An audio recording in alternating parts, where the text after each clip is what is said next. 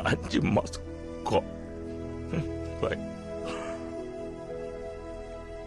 ஏன்பா நம்மலாம் குடிநோயாளிங்க, இது ஒரு நோயின்னு சொன்னா யாருக்காவது புரியுமா?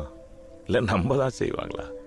ஆனா நமக்கு தெரியும்ல, நம்மள மாதிரி எத்தனையோ பேர் குடியே விடணும்னு ஆசைப்படுவாங்க.